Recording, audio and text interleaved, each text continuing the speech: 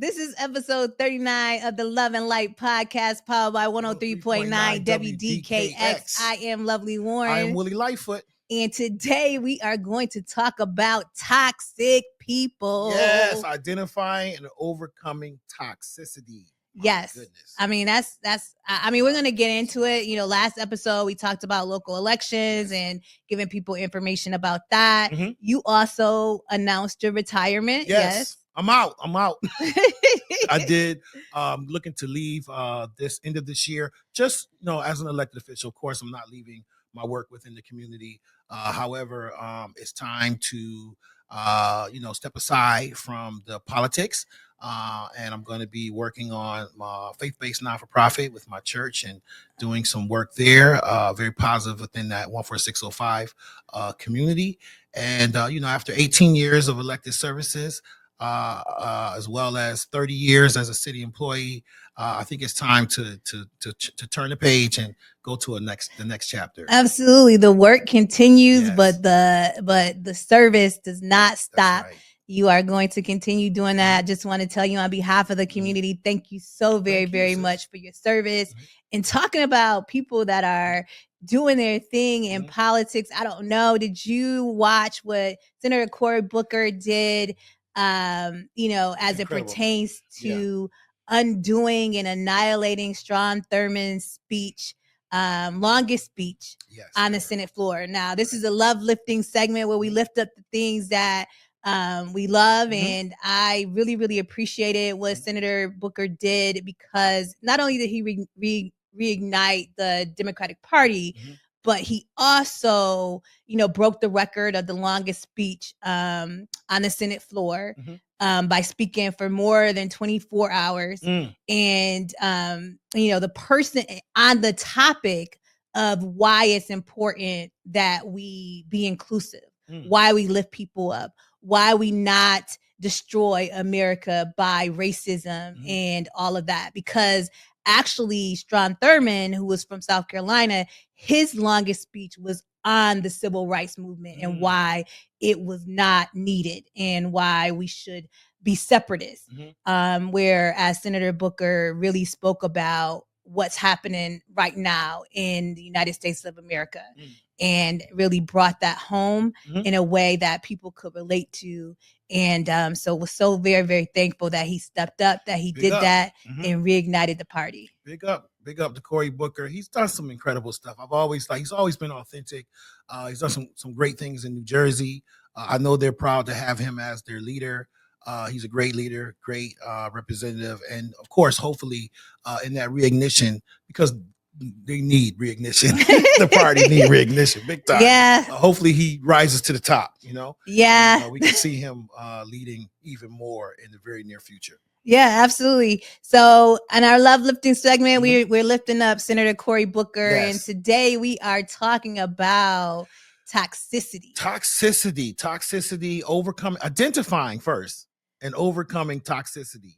I think is very important. The reason this kind of came about as a topic that I wanted to discuss is someone just out of the blue sent me a book. And it was Dr. Roderick Broden wrote a book called Ending the Reign of Toxic Leadership.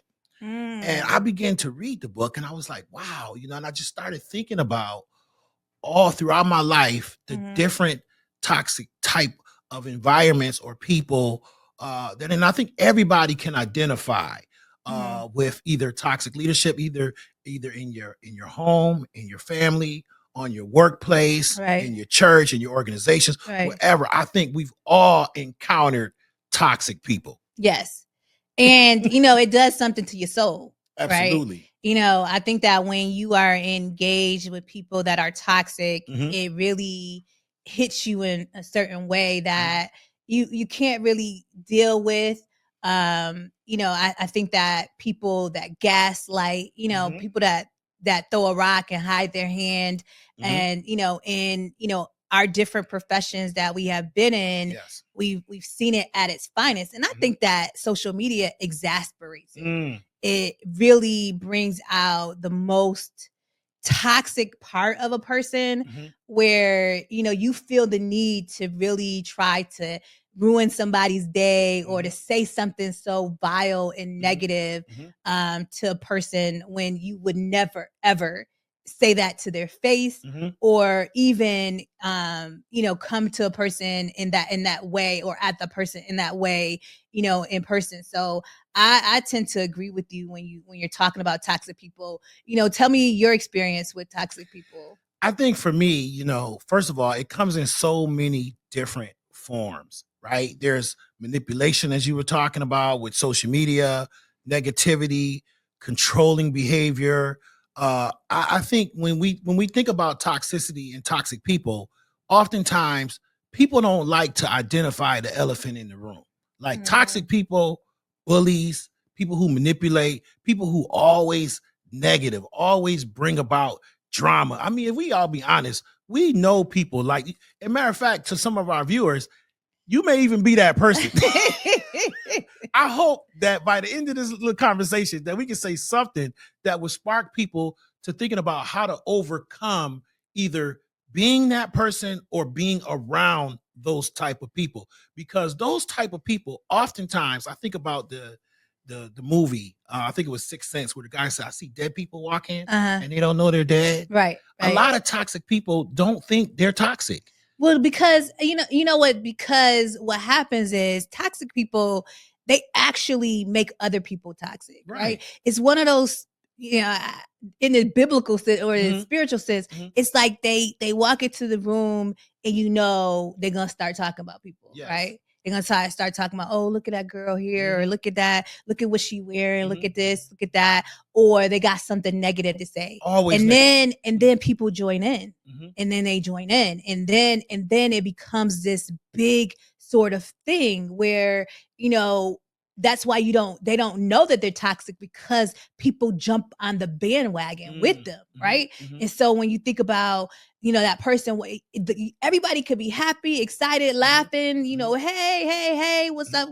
And then the minute that person walks in the room, the energy completely changes. Suck the energy out of the room. Toxic people change the total atmosphere of everything, not in a good way, but always in a negative way. Always something bringing in the darkness. Always some type of darkness. They got a dark cloud that just follows them around. It's just like, and everybody know. Everybody most of the time with most toxic people, this is episode 39, Love and Light podcast. Most of the time, people, their reputation precedes them. Yes. Right. Most of the time, people know who those toxic people are, whether they're your co-workers, family members, people you go to church with. There's always that one or two people or handful of people, like you said.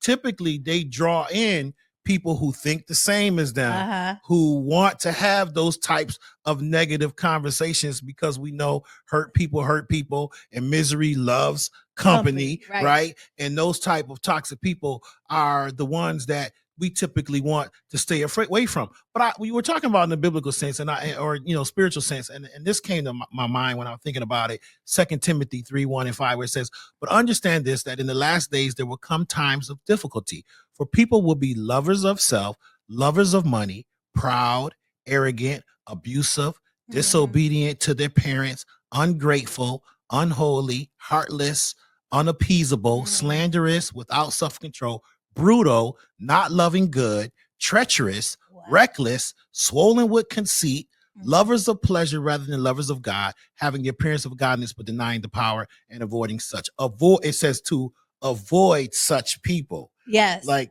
we got to avoid. It's like it tells us to avoid people like that, right? But that's very hard to do, right? Especially if you work with them, right? Or you go to church with them, or you're in a relationship with somebody like that, or a family member, or they're a leader, right? A boss. It is very, very hard to avoid them. But it's interesting, that you bring up that verse, because everything that's happening today, right? Everything that's happening today, you understand and know. If you don't believe in the Bible, if you don't understand and have, understanding of the word, it is playing it out right before our eyes. It is. And this whole thing about, toxic people, as I was saying earlier, when you think about the fact that online is playing into that. You know, what we read, what people feel the need to say, how people are talking to each other, just, you know, without any regard for somebody's, you know, feelings, or even, you know, just how the sense of self-worth. It is amazing to me to see how many toxic people draw in other people, but also find comfort and find a home in just doing it. They feel glorious. Like they feel like they have this smile, like a little smirk. Like, yeah, it's a little like, evil smirk. I got to you type of thing. And I would say that, you know, episode 39, Love and Life podcast, we're talking about identifying and overcoming toxicity. I want to ask you this question. What do you think drives someone, because you're just talking about the behavior of that, right? To behave in toxic way. Do you see it as a choice or a result of trauma or something else? I see it, you know, I see it a couple different ways, right? So I think that some people hurt people, right? So they're hurting and they feel, you know, that's the only way, you know. So when, you know, you have children and the only way they get positive or get attention, not positive, but get attention is when they're doing something negative, right? And so that's what their habits that they developed, is that the only way that you pay attention to me, the only way that you look at me, the only way that you say something to me is if I'm doing something negative. Then that, you know, to them makes it like, okay, well, I'm going to do something bad, so you'll talk to me, so that you'll have something to say to me, even if it's something negative, right? When I also see it as people that have been like severely damaged, severely emotionally damaged, right? They feel the need to continue to perpetuate that same anger, that same damage into, you know, my sister was telling me, who's a clinical social worker, about, you know, a client who literally, you know, mom used to call her a B all the time, to the point where that she thought that was her name, right? You know, little B, come here, little B, do this, little B. And so that is a learned sort of hurtful behavior. And then I just think that there are some people that are just evil, that they just enjoy making other people's lives miserable, or having a comment about somebody or saying something about somebody because they're miserable themselves. When you find joy in hurting somebody and saying something negative about somebody, when you find joy in that, then to me, that shows how toxic and how dead you are on the inside. So there seems to be deep insecurities with people that are toxic like that. There seems to be some level of narcissism, I believe, too, because you talk about attention. And I find that too, there are a lot of people that I've come in contact with who, you know, and especially in the role as a pastor, like you know, you got to love everybody, forgive everybody, as not just as a pastor, but as a believer, I would say, right? And that's what we're taught. And then when you come across certain people, you don't want to necessarily handle them a certain type of way, because you're trying to have the same level of equity as far as respect and love. But at the same time, people that tend to be toxic tend to be narcissistic. They want attention. They look for attention. They do things negatively to get that attention. And then oftentimes people don't want to acknowledge it. They don't want to like deal, like I said, with the elephant in the room and say, hey, you know, your behavior is wrong. You know, it's wrong. It's unacceptable. Or that you hurt me. What you said hurt me. What you said impacted me. What you said, you know, I wouldn't say to you, why don't you treat people like you want to be treated, is the old golden rule, you know, that often a lot of people who are toxic don't follow or don't see themselves and the harm that they present to people. But I want to ask you this question. When we talk about toxicity and we see, you know, we've talked about how the manipulation of it, the impacts of it, behavior, how even to some degree it's evil, where it's like they don't even care. But strategies, when we look at about overcoming and healing toxicity, can we share some strategies and that we can share with our public to say people how do they find healing, maintaining boundaries? And I'm not saying none of us are expert on this stuff, but we have our own experiences. Right. All of us have encountered, and I know many of our listeners have encountered toxic people, and what are some of the things that we can do to help us heal from that, or to help us create those boundaries and to maintain that distance, or what we need in order to have, a positive outlook, right? And so, I think that one of the things that I mean, the easiest thing is to get out, right? You gotta get out the relationship, get out the friendship, walk away, close the door. Right. That's the easiest answer. That's the hardest thing to do, right? The hardest thing to do is walk away from somebody that you love. And I find that toxic people, that it's hard to walk away from them because you feel drawn to them, and you also feel the need to try to fix them. And try to make it work despite the fact that you need to go, right? And everything in your body is telling you to get out, and that's what the Bible says, right? That Bible verse says, like, look, avoid them, stay away from them, right? You do. And so I would say that, but I would also say that you just continue to try to provide your light and shine your light, right? The only thing that drives out darkness is light. Right? The only thing that drives out hate is love. Right? So as long as you don't let that toxicity change who you are, right? You can still smile, you can still be loving, you can still have hugs, and then you'll find that person might leave on their own. Right. Because they cannot stand the fact that they can't get to you. They can't get to you. You know what I mean? Right there. That's it right there. So as a leader in a faith, a person, a minister of the faith, like when your parishioners are in a situation, what do you tell them? I think, for me, in my experience, you have to first, as we said, identify the problem. You got to address it and identify and say, hey, look, what you said or what you did was wrong. It's inappropriate.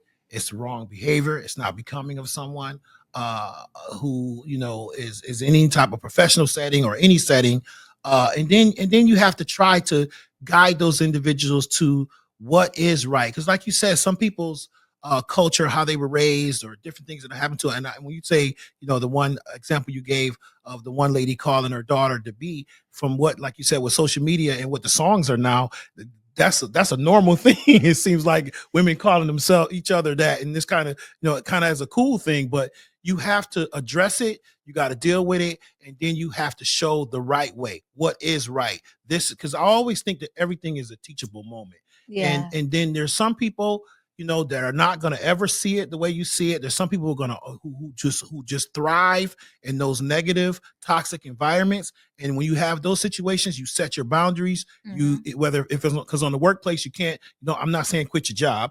And, and in certain situations, you can't, you have to be around these people. So you have to set boundaries. You set the boundaries, safe boundaries, and let them know. And I know at some point in some of the training I've received, it said, saying the word ouch, oftentimes to let people know, hey, you just said something that hurt me. You just said something that impacted me in a negative way. But I encourage people to what you said. Don't change who you are as a result of being around someone toxic or being in toxic situations. Find ways to get out if you can. And if you can't, set those boundaries and make sure that you identify and address it, because continually to ignore it only makes the problem worse. Absolutely. This is Love and Light Podcast, episode number 39. Powered by 103.9 WDKX. I just think that this is such a timely topic because, we are all, dealing with and facing toxic people in our daily lives. Toxic leadership from the top all the way down. Listen. Yes. Toxic leadership. And it has an impact. Yes. And you see it because I'm like, I can't believe this dude's doing this, right? And saying these things and just like not even caring. Unprecedented. Right? We've never seen anything like anything like it before, and just rude and demeaning. And it's just really, really sad to see see our leader do that in a way that is so disruptive to the world, right? You know what I mean? And, you know, I just think about what happened with the Ukrainian president. And I just felt like, you know, my skin started to crawl because I'm like, yo, like this. And he had to sit there and take it. You know, sometimes, you know, when you're dealing with toxic people, you just have to sit there and take it. Right. Because there's a different end goal. Right. But that man did not let that change what was happening there, change who he was. He knew the purpose. He knew his purpose. And he knew that he needed to be able to do some things on behalf of his people. And so he just took it. And so I am Lovely Warren, and I encourage you all to dance like nobody's watching, sing like there's no one listening, live like this heaven on earth, and love like you've never been hurt. And I am Willie Lightfoot. And remember, you can't put a lampshade on the sun. So keep your light shining. Shine bright. Remember that light will extinguish the darkness. Peace.